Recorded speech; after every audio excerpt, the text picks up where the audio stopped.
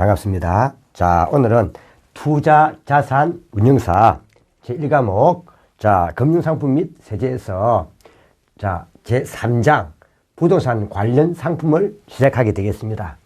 자, 부동산 관련 상품은 시험에 5문제가 출제됩니다. 근데 요즘에 특히 우리가 뒤에 가면 투자 파트는 뒤에 우리가 그대로 연결될 정권에 관계된 투자 전략과 연결되기 때문에 좀 잘 봐주셔야 됩니다. 계속 연결되는 부분입니다. 자, 부동산 관련 상품에서는 저 여러분들한테 시험 치면은 좀 어려운 부분보다 좀 개괄적인 말 물어요. 그래서 일반적으로 우리가 부동산이라 하면 요 부동산의 개념 나왔습니다. 1번에. 요 부동산의 개념을 보면 요 부동산은 개념은 보면은 경제적, 기술적 개념으로 즉 개념에서 본 부동산도 있고, 그 다음 경제적 개념에서 본 부동산의 개념도 있고, 그 다음 법률적 개념에서 본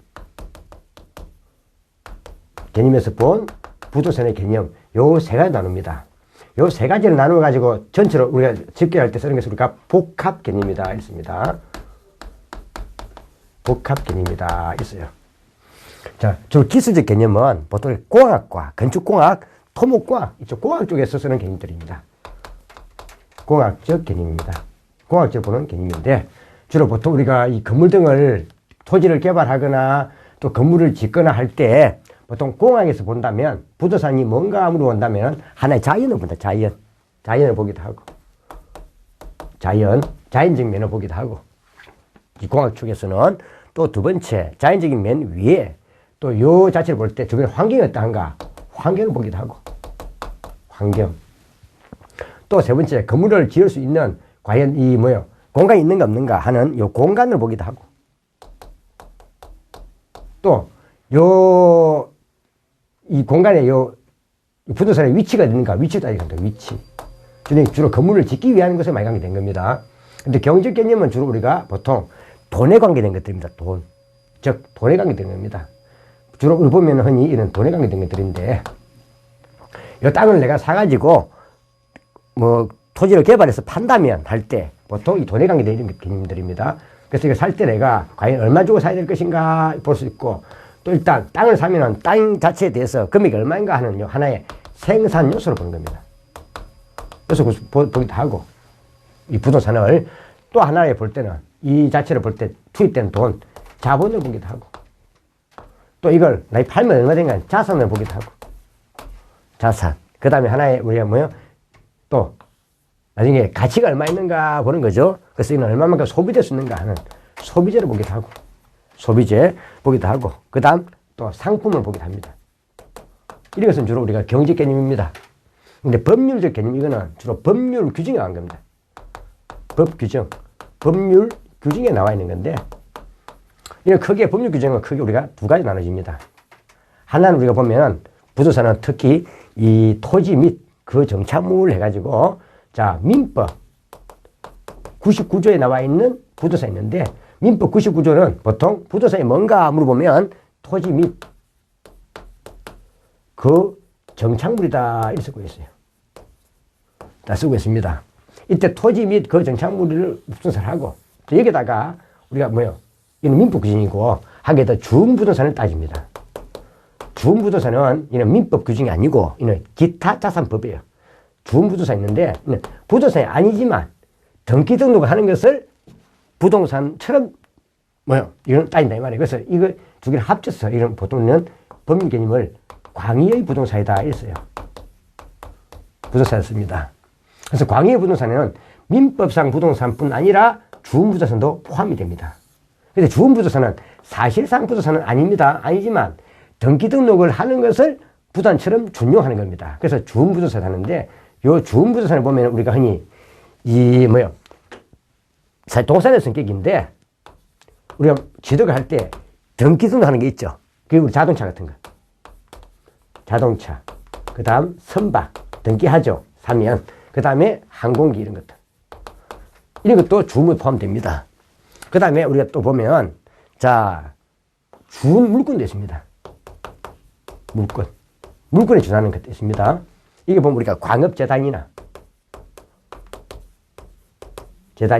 공장재단 이런 것도 있습니다. 그 다음에 또 보면, 자, 뭐 이런 주문을 할 수도 있고요. 이건 보통상 합의인데, 또 우리 뒤에 보면은 주문강이 된 게, 근데 이건 사실 주문권보다는 이 두 개는 사실 뭐예요? 동산 플러스 부동산의 결합이죠. 우리 주문권 하면 물권 준하는 거니까, 잘하고 있는 광업권, 어업권, 이런 거 있잖아요. 광업권, 구업권. 자, 이런 것들이 있겠죠? 이런 것들을 말합니다. 이런 것들을 보통 우리가 주문부동산이라고 부른다, 이 말입니다. 참 많으시고요. 그래서 이때 이게 중요한 거는 이게 중요한 게 아니고, 자, 한 가지 중요한 거는 요 주문부동산은 이때 광의와 협의를 나눌 때 민법상 부동산을 보통 우리가 진짜 부동산 이걸 우리가 보통 협의의 부동산이다 이랬어요. 자, 그러다 보니까 주문부동산은 민법상 부동산은 아닙니다. 아니지만 광의의 부동산에는 포함됩니다. 이게 좀 봐주시라는 겁니다. 자, 이렇게 나누고 있다. 자, 이것부터 보고 있는 건데 1번. 자, 일반적으로 부동산의 개념을 물리적, 경제적, 사회적, 법, 제도적 나눌 수 있다. 그러니까 법, 제도적 같은 말이에요. 나눌 수 있다. 부동산의 경제 개념과 거리가 먼 것. 경제 개념이니까 어디 보라 됩니까? 보면은 생산 요소, 자본, 자산, 소비재, 상품 이런 거죠. 자, 근데 딱 좋은데 뭐요? 공장재단이 남았네요. 이 공장재단하고 광업재단 이거는 부동산과 동산의 혼합이에요. 동산도 포함이 됩니다. 예, 재단은 묶음이니까. 묶음입니다. 이거 나중에 뭐 하려고요? 은행에서 대출 받으러 하는 거예요. 이거 저당권 설정하려고 하는 거예요. 자, 그래서 이거는 공장재단, 광업재단은 이거는 뭐요? 동산과 부동산의 결합으로서 이거는 주음부동산에 속합니다. 주음부동산에 속합니다. 자, 따라서 이거는 주음부동산에 속하기 때문에 법률적 개념입니다. 자, 답은 4번이 되겠네요. 참고 봐두시고. 자, 두 번째. 법률적 측면의 부동산의 개념으로 옳지 않은 것은 협의의 부동산 일환. 협의 부동산은 이거네요.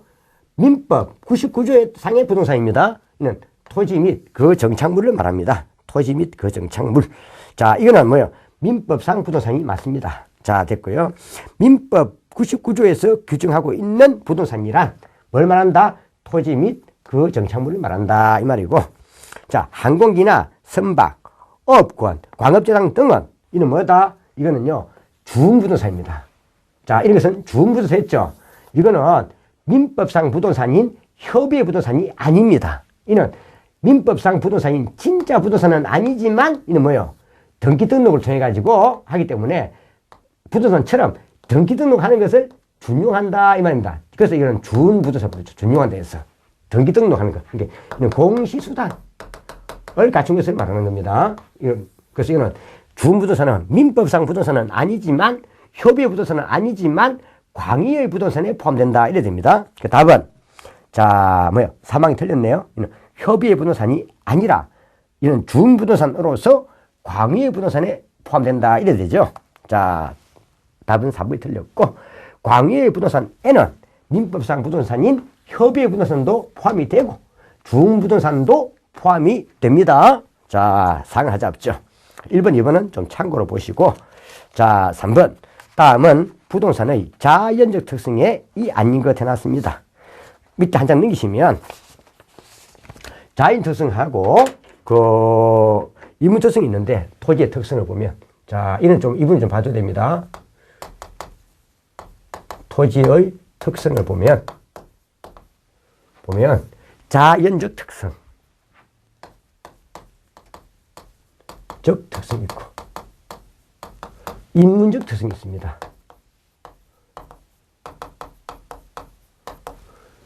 쉽게 말하면 자, 우리가 보면 뭐예요? 자, 이게 우리가 토지가 있어요. 토지 자체가 있습니다.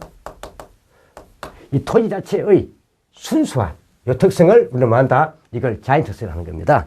그래서 사람들입니다. 토지 자체를 사람들이 여기 뭐예요? 개발도 하고 여기에 나무도 심고 막 합니다. 그죠?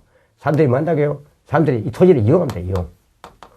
토지를 이용하는 요 관점을 따진 것은 뭐다? 이는 인문특성이라는 겁니다. 그래서 자연특성은 토지 그 자체를 자연적인 그 면으로 그대로 보는 거고 인문특성은 토지 그 자체를 이용하는 인간입니다.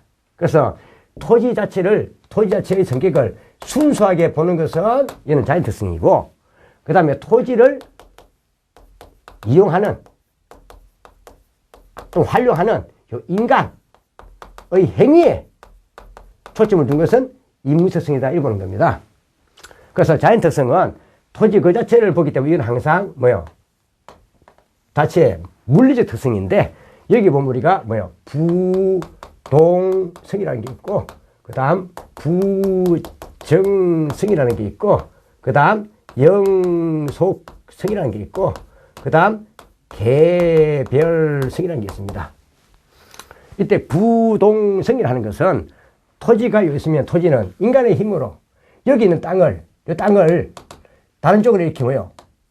옮길 수 없다 이 말입니다. 즉, 말 그대로 토지는 인위적인 힘으로 요 물리적 위치를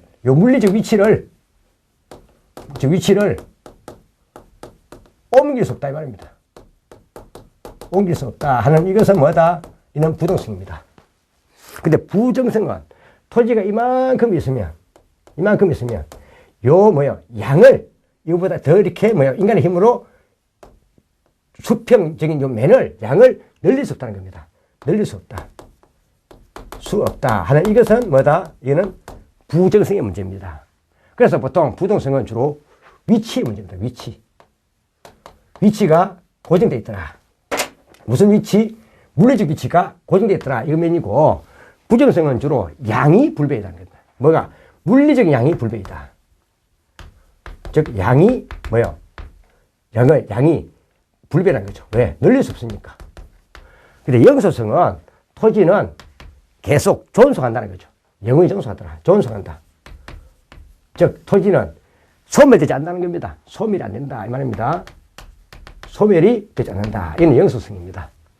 개별성은 우리가 토지를 보면 토양, 지질, 지반 이런 것이 뭐예요? 다 다르더라. 즉, 말 그대로 이런 물리적 면에서의 뭐였다고요? 다 다르다. 이질성을 말합니다. 다 다르더라. 그래서 이는 물리적 면입니다. 토양 이런 것들. 자, 그런데 인문특성으로 있는 토지를 이용하는 인간입니다. 사람들은 토지를 용도를 다양하게 쓸 수 있습니다. 요 토지가 있으면 토지를 농지로 쓸 수도 있고, 택지로 쓸 수도 있고, 그 다음 임지로 쓸 수도 있고, 다양한 용도로 쓴다는 것은 용도의 다양성입니다. 또 사람들은 자기 필요에 따라 이 한 필지를 쪼개 분할할 수도 있고, 또 여러 필지를 또 모아서 하나로 합치기도 하고, 이게 병합, 분할 가능성이라는 겁니다. 그 다음에 또 한 개 더 보면, 이거는 요 자체 보면 이거 좀 차이 나는 건데, 위치의 가변성입니다. 요거는 여기 있는 요 땅이 있으면 요 땅을 이렇게 들여 옮긴다 뜻이 아니고, 옮기다 뜻이 아니고, 요거는 뭘 말한다고요? 요 위에 갑자기 건물을 지었거나, 건물을 지을 수도 있고, 또 그 다음에 여기 우리가 놀이공원을 만들 수도 있고, 이러면 뭐 한다고요? 요 경제적 위치가 바뀐다 이 말이에요. 이는 경제 위치는 말입니다. 경제적 또는 사회적 위치를 말합니다. 그래서 이거는 요 위치의 가변성은 물리적 위치를 옮긴다는 뜻이 아니고, 요 물리적 위치를 옮긴다는 뜻이 아니고, 요 지역의 개발등을 통해 요 지역의 위치 가치가 바뀐다 이 말이에요. 이걸 우리는 위치의 가변성이라고 합니다. 그래서 크게 자연특성에는 부동성, 그 다음 부정성, 영속성, 개별성으로 쪼개지고, 그 다음 인문특성은 용도의 다양성, 병합, 분할 가능성, 위치의 가변성 이렇게 나누는 겁니다. 자, 그러면 3번. 자, 다음은 부동산의 자연적 특성이 아닌 것 물어봤습니다. 그럼 답은 1항 용도의 다양성이겠네요. 용도를 다양하게 하는 것은 인간이 하는 겁니다. 인간이 하는 것은 뭐다? 인문특성입니다. 또 토지를 쪼개고 합쳐서 사람들이 쓰기 좋게끔 하는 것도 사람이 하는 거니까 병합불로 가능성도 인문적이고, 그 다음 토지를 개발하고 또 하면서 그 지역 가치를 바뀌게 만든 그것도 사람이 하는 거니까 위치의 가변성도 인문특성에 해당됩니다. 답은 1번이 되겠습니다. 다음, 그걸 한번 제가 간단하게 한번 적어 놓은 거고요. 다음, 자, 4번. 다음에 토지 특성 중 부동성에서 파생되는 내용과 가장 관련성이 없는 것 해놨습니다. 자, 그래서 요건 한번 그 밑에 있는 박스 이걸 한번 봐주셔야 됩니다. 박스 처리 있는 것 봐주셔야 됩니다. 자, 지금 현재 우리는 여기서 볼 때 지금 봐주셔야 되는데 그 박스 처리 그게 중요한 겁니다. 이는 시험에 잘 할 수 있는 거니까 그 사항의 해설은 좀 별표 쳐야 됩니다. 4번의 해설은 중요하다. 그래서 여러분들 크게 보지 마시고 앞에 제가 부동성, 부정성, 영속성, 개별성에 대해서는 제가 개괄적으로 설명했습니다. 자, 그럼 이때 부동성은 토지의 뭐요? 물리적 요 위치를 옮길 수 없다 이 말입니다. 인위적으로 옮길 수 없다. 그래서 이 말 같은 말로 이걸 부동성을 지리적 위치의 뭐요? 불변성이다. 지리적 위치는 변하지 해서 지리적 위치의 뭐요? 불변성이다. 또는 지리적 위치의 고정성이다. 이렇게 돼요. 이 말입니다. 다시 말하면 땅이 이렇게 쭉 있으면 요 땅들을 뭐 한다고요? 자, 요 지역에서 다른 지역으로도 타 지역으로도 옮길 수 없을 뿐더러 여긴 땅을 이리도 옮길 수 없다 이 말입니다. 옮길 수 없습니다. 그래서 우리가 부동성 때문에 보통 우리가 토지를 이용할 때 사람들은 어디 많이 신경 써야 되겠습니까? 과연 요 지역을 이 개발하기에 좋은 땅인가 나쁜가? 특히 요거는 자, 보통 개발이 많이 가겠습니다. 개발. 예, 많이 쓰는데 개발하려면은 요 주변 요 지역들이 내가 여기에 주택을 지으려 한다면 주택을 짓기에 좋은 위치인가 봐야 됩니다. 이걸 우리 만다고요? 말 그대로 지역 분석을 한다는 겁니다. 지역 분석을 하고 해가지고 지역 분석을 할 때 요 지역이 주택 가치에 좋은 영향을 미치는 것을 말한다. 자, 이는 외부의 환경이 부동산에 좋은 영향을 미치는 것을 보면 자, 이게 주택이라면 이걸 정의 외부 효과를 합니다.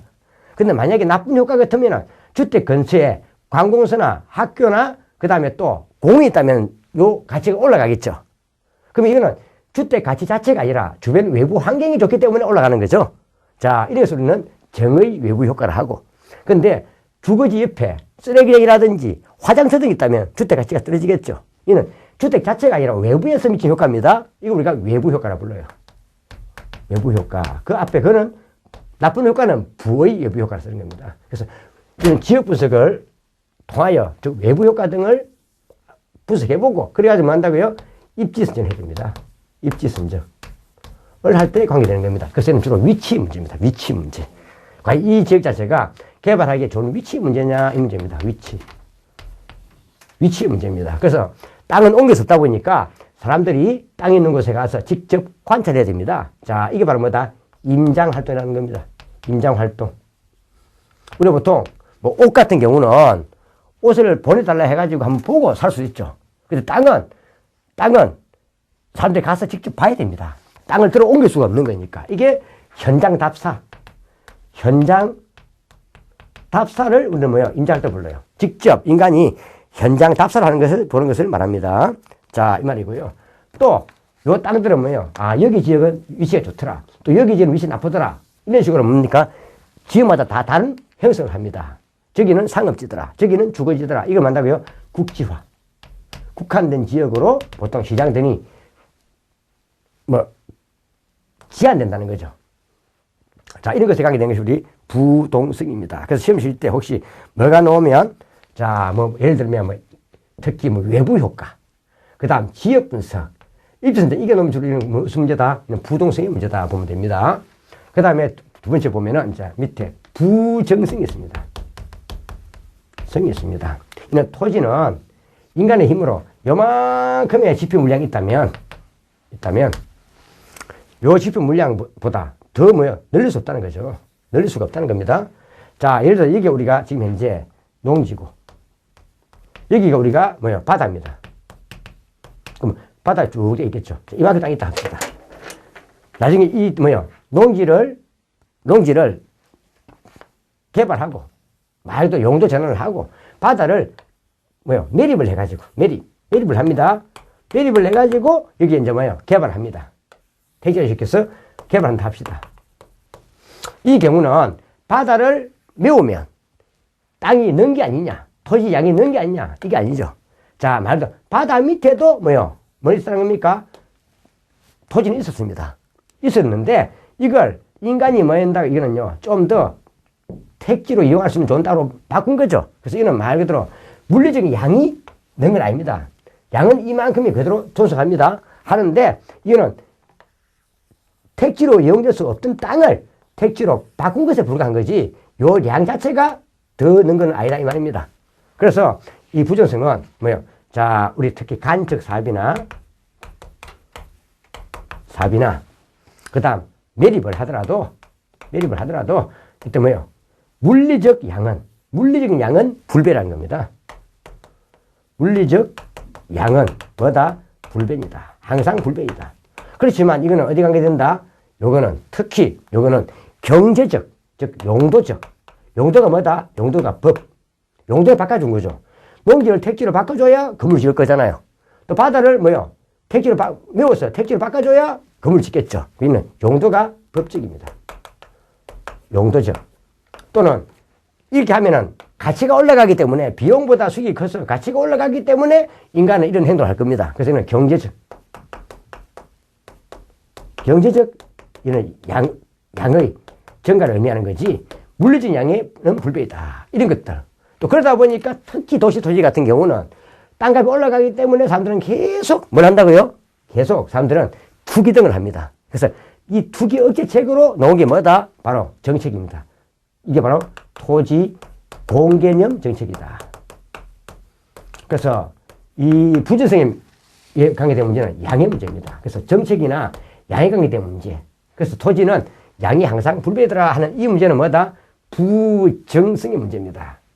그 다음에 또 이 보면은, 자, 토지는 또 앞에 얘기했지만, 요 양이 불배인 게 토지는 또 썩지도 않습니다. 썩지 않단 말 자체가 뭐다? 이게 우리가 영속성이라는 거죠. 영속성이라는 겁니다. 자, 예를 들면, 토지가 이만큼 있다면, 토지는 뭐 한다고요? 자, 이때 더 늘릴 수 없다. 늘릴 수 없다 하는 이거는 뭐다? 이는 부정성의 문제예요. 근데 요 양이 줄지 않더라. 즉, 소멸 또는 소모되지 않는다 하는 이거는 뭐다? 더 줄지 않는다 하는 이거는 뭐다? 이거는 영속성의 문제입니다. 그래서 혹시 뭐 소멸되지 않는다, 소모되지 않는다 하는 것은 영속성이다. 그래서 부정성과 영속성은 둘 다 공정적으로 요 양이 불변 맞아요. 그래서 토지의 공곡성이 수직이 됩니다. 곡선이 수직이 됩니다. 왜? 여기 항상 불변이니까 수직이 됩니다. 자, 근데 양이 줄지 않기 때문에 소멸되지 않는다는 문제는 영속성이고 늘지 못한다는 것은 부정성의 문제입니다. 그래서 토지는 소멸되지 않기 때문에 물리적으로 양이 줄지 않기 때문에 물리적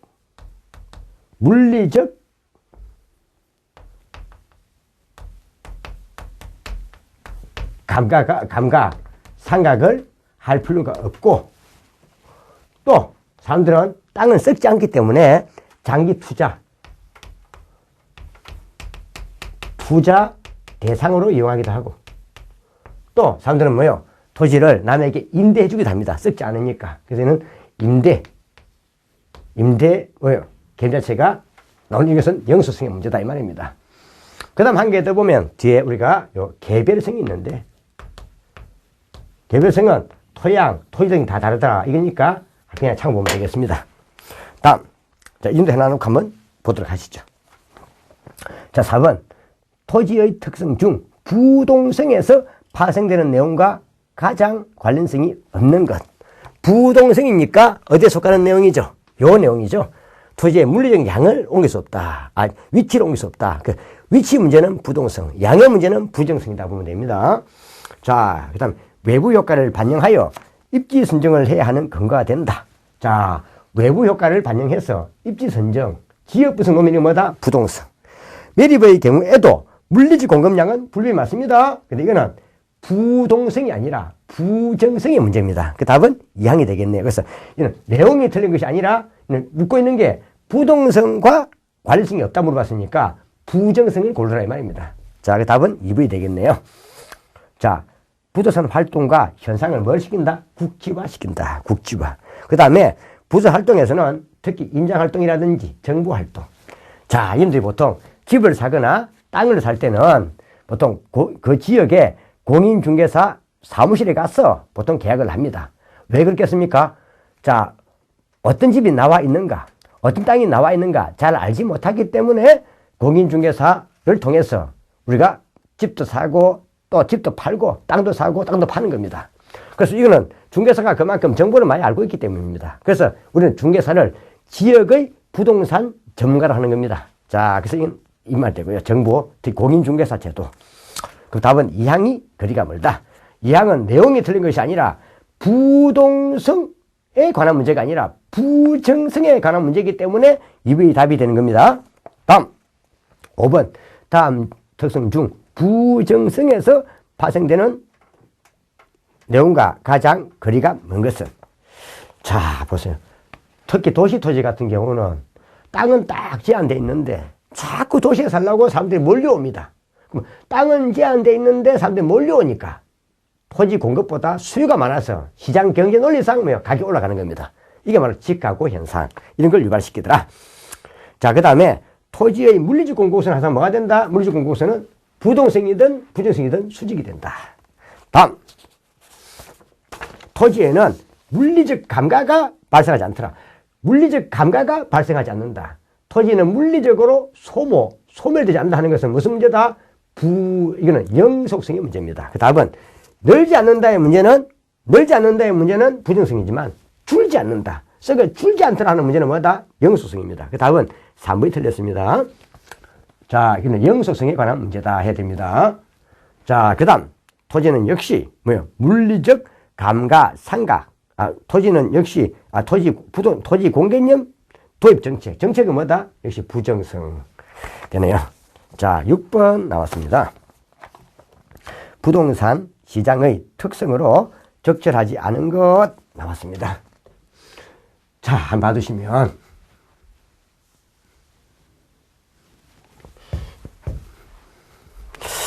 자, 특히 토지의 특성에서 1항에 국지성, 지역성이 있습니다. 1항에 토지시장은 땅을 사고 파는 걸 말하는 겁니다.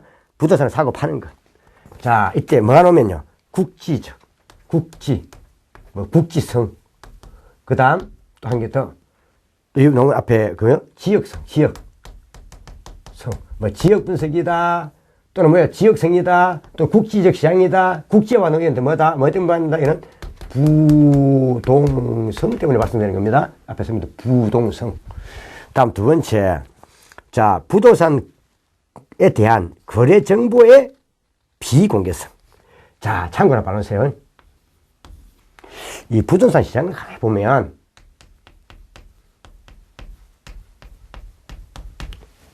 부동산에 대한 좀 정보는 좀 비공개적이고 성이 있고, 이게 비공개성입니다. 비공개성이 있고, 또 앞에 이 시장은, 부동산에 대한 시장에 비조직성이 있고, 그 다음 부동산에 대한 이 상품은 표준된 게 아니라 비표준화되어 있습니다. 성이 있습니다. 요 세 개가 부동산 시장에서 들어가는 건데, 이는 앞에 전부 다 비자가 들어가야 됩니다. 비자는 아니다 뜻입니다. 아닐 비자. 아니다 뜻입니다. 아닐 비자입니다. 아닐 비자. 그러니까 부동산 시장은 정보가 공개되어 있지 않더라. 이 말이 뭐예요? 정보가 공개되지 않다 말 자체가 뭐냐? 엄밀성입니다. 엄밀성. 한번 보세요. 우리가 보통 땅을 사고 팔고 할 때는 땅을 사고 파는 사람끼리 둘이서 엄밀하게 사고 팔아버립니다. 그러다 보니까 보통 우리가 흔히 정부 차원에서는 엄밀하게 두 사람과 중개업자 끼어도 세 사람이죠. 사고 팔고 할 때 이 사람들이 세금을 적게 내려고 보통 가격을 낮게 책정할 수 있습니다. 자, 가격을 낮게 매기면 사는 사람은 취득세와 등록면허세가 작게 나오고 또 파는 사람은 양도소득세가 작게 나올 수 있습니다. 이런 것 때문에 이런 거 잡으려고 많이 하죠. 자, 그러더니 비공개되어 있더라. 은밀하더라. 이 말이죠. 그 다음에 시장의 비조직성입니다. 우리가 보통 보면 예를 들어 우리가 보통 동산에 관한 이러한 시장들은 가락동, 농산물 시장이다. 이런 식으로 만다고요. 시장이 상당히 조직적입니다. 그런데 우리가 보통 부동산은 부동성 등 때문에 상대적으로 만다고요. 시장이 좀 비조직적입니다. 즉, 부동산이란 상품을 시장에서 갖고 오는 것이 아니라 부동산에 관한 정보를 보통 부동산 중개시장에서 중개업 사무실에서 보통 이루어지는 겁니다. 그래서 이는 비조직이다. 뭐에 비해서? 일반 공산품 등에 비해서 그렇다 이 말입니다. 그 다음에 부동산은 사람들이 만들 수가 없습니다. 자연품이기 때문에 상대적으로 개별 성질 때문에 표준화가 안 됐습니다. 다 다르기 때문에. 그래서 이 세 개는 빗자가 빠지면 틀린다는 것 봐주셔야 됩니다. 그럼 일단 제가 2항과 설명했고요. 또 부동산에 대한 수급 조절의 곤란성이 있습니다. 수급 조절의 곤란성이 나왔는데 특히 부동산 같은 경우는 만들 수가 없습니다. 즉 도시 토지 같은 경우는 수요가 확 몰려와도 땅을 더 늘릴 수 없다는 거죠. 그래서 수급 조절이 곤란하다. 이는 부정성 때문일 겁니다. 근데 또 가만히 보면 농촌 토지 같은 경우는 땅이 넘쳐 문제고, 즉 유유 토지가 많다 이 말입니다. 도시 토지는 땅이 모자라서 문제입니다. 만약에 농촌의 토지를 들여다가 도시로 옮길 수만 있다면 이 양자 문제가 해결될 겁니다. 이게 어렵다는 거죠. 이는 뭐 때문이다? 부동성 때문이다. 그래서 수급 조절이 곤란한 거는 부정성에도 연유하지만 부정성에도 연유합니다.